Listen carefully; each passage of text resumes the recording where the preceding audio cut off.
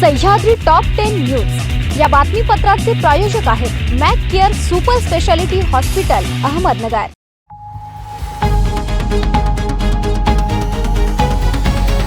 नमस्कार, मी साक्षी। न्यूज 24 सह्याद्रीमध्ये तुमचं स्वागत। पाहूया अहिलानगर जिल्ह्यातील महत्त्वपूर्ण बातम्यांचा आढावा सह्याद्री टॉप 10 मध्ये। राज्याचे उपमुख्यमंत्री अजितदादा पवार यांच्या निधनाची बातमी अत्यंत वेदनादायी आहे। राजकारणाच्या पलीकडे जाऊन राज्याच्या हिताचा विचार करणारा एक खंबीर सहकारी आणि जिवलग मित्र आज आपण गमावलाय, अशा भावपूर्ण शब्दात राज्याचे महसूल मंत्री तथा पालकमंत्री राधाकृष्ण विखे पाटील यांनी आपल्या भावना व्यक्त केल्यात। अजितदादांच्या अकाली जाण्याने राजकीय आणि सामाजिक क्षेत्राची कधीही भरून न निघणारी हानी झाली असल्याचं त्यांनी म्हटलंय। अजितदादांच्या आठवणींना उजाळा देताना नामदार विखे पाटील म्हणाले, गेले अनेक वर्ष विधिमंडळात आणि मंत्रिमंडळात आम्हाला एकत्र काम करण्याची संधी मिळाली। सकाळी 9चा दर्शनाचा वेळ असताना पहाटे 7 वाजता साधेपणाने रांगेत उभं राहून साईंचं दर्शन घेणारा एक VIP साई भक्त आज काळाच्या पडद्याआड गेलाय। राज्याचे उपमुख्यमंत्री अजितदादा पवार यांच्या विमान अपघातातील निधनाची वार्ता शिर्डीत समजताच संपूर्ण शहरासह अहिलानगर जिल्ह्यावर दुःखाचं सावट पसरलंय। शिर्डी आणि अजितदादांचे नाते केवळ राजकारणापुरते मर्यादित नव्हतं, तर ते भक्ती आणि आपुलकीचं एक अटूट नातं होतं।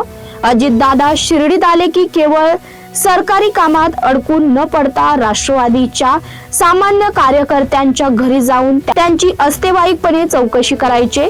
त्यांच्या जाण्याने शिर्डीतील राजकीय आणि सामाजिक वर्तुळात कधीही भरून न निघणारी पोकळी निर्माण झाली आहे।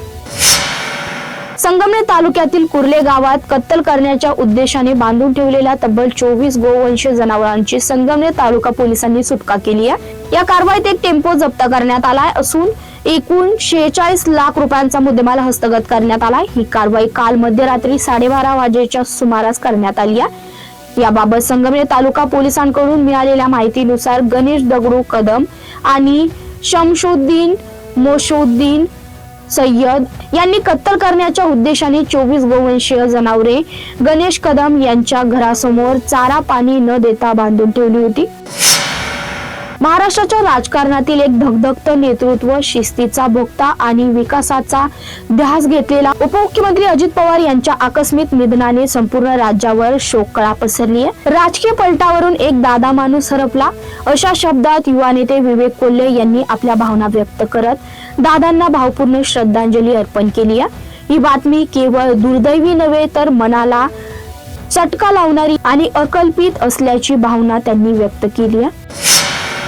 पाणी पुरवठा व स्वच्छता कर्मचाऱ्यांच्या बैठकीवरून नेवासा नगरपंचायतीमध्ये मंगळवारी भर दिवसा कलगीतुरा रंगला। प्रथम अस्वच्छतेचा आरोप करीत उपनगराध्यक्ष शालिनी सुखदान यांनी नगरपंचायत कार्यालयासमोर मंडप टाकून कार्यालय थाटलं।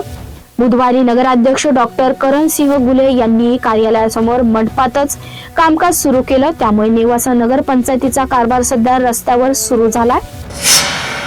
मध्ये किंवा छोटीशी विश्रांती। रोखोक पत्रकारिता, निर्भीड बाणा आणि कणखर भूमिका, महाराष्ट्राचा सखा, सत्याचा पाठीराखा, शब्दांचं सामर्थ्य, विश्वसनीयतेची उंची, न्यूज 24 सह्याद्री। विश्रांतीनंतर तुमचं पुन्हा एकदा स्वागत। पाहूया पुढील बातम्या। महावितरण कार्यालयात वीज बिल, वीज जोडणी, ट्रिपिंग सह अन्य तक्रारी घेऊन येणाऱ्या वीज ग्राहकांच्या समस्या समजून घ्या। वीज ग्राहक ही डोळ्यासमोर ठेवून तात्पुरतेने त्या सोडवा, असं सांगत प्रत्येक अधिकारी कर्मचाऱ्यांनी वीज ग्राहकांशी सौजन्याने वागणे बंधनकारक आहे, असं सक्त निर्देश आमदार अमोल खताळ यांनी महावितरण अधिकाऱ्यांना केल्यात। जिथे जन्म झाला तिथे पोहायला शिकले, जिथे वडाच्या पारंब्यांना झोका घेतल्या, तेथे सवंगड्यासोबत विट्टी दांडू क्रिकेट खेळले, ते मामाचे गाव देवळाली प्रवरा। अजितदादांच्या निधनाने आज पोरकं झालं। आजोळ असलेल्या देवळाली अजितदादांचे नेहमी येणे जाणे। मामाच्या म्हणजे मामे भाऊ माजी आमदार चंद्रशेखर कदम यांच्या कुटुंबाशी तर नातेच रक्ताचे, पण जणू सख्या गावाचेच ते भाचे असल्याचा अभिमान बाळगावा इतके अजितदादांचे नाते देवळाली प्रवराशी घट्ट होतं। या लाडक्या भाषाच्या निधनाने अख्खी देवळाली आज शोक सागरात बुडाली आहे। नेवाशात धुडगूस घातल्याप्रकरणी उपनगराध्यक्षा शालिनी संजय सुगदान नगरसेवकांसह 17 जणांविरुद्ध मंगळवारी उशिरा नेवासा पोलीस ठाण्यात गुन्हा दाखल करण्यात आलाय।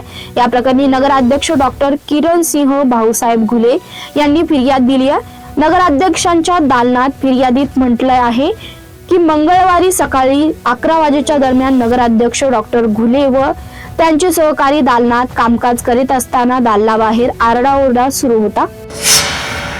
राऊरी तालुक्यातील एका गावात अल्पवयीन तरुणीचे अपहरण झाल्याची घटना शनिवारी सकाळी उघडकीस आली आहे। येता जाता सातत्याने त्रास देणाऱ्या तरुणानेच तरुणीचं अपहरण केल्याचा नातेवाईकांनी संशय व्यक्त करत त्याच्या विरोधात गुन्हा दाखल केलाय। संशयित आरोपी तरुण पीडित मुलीचा वारंवार छळ करत होता। यापूर्वी त्याला समज देण्याचाही प्रयत्न करण्यात आला होता। शनिवारी सकाळी तरुणी घरात एकटी असताना अचानक बेपत्ता झाली असं फिर्यादीत म्हटलं। लैंगिक अत्याचार आणि बालविवाहामुळे अल्पवयीन मुलींना अवेळी मृत्यूला सामोरे जावं लागत असल्याचं पुढे येत आहे। त्यातच सुगाव येथील अकोले ग्रामीण रुग्णालयात 11 वर्षाच्या मुलीने रविवारी रात्री बाळाला जन्म दिल्याचं उघडकीस आलंय। अत्याचार करून तिच्यावर मातृत्व लादणाऱ्या तरुणावर बालकाचे लैंगिक अत्याचारापासून संरक्षण कायद्यानुसार गुन्हा दाखल करण्यात आलाय। त्याआधी टॉप 10 मध्ये इथेच थांबतोय। तुम्ही पात्रा न्यूज 24 सह्याद्री टॉप 10 न्यूज या बातमीपत्राचे प्रायोजक होते Mac Care super speciality hospital Ahmednagar. शब्दांचं सामर्थ्य, विश्वसनीयतेची उंची, न्यूज 24 सह्याद्री।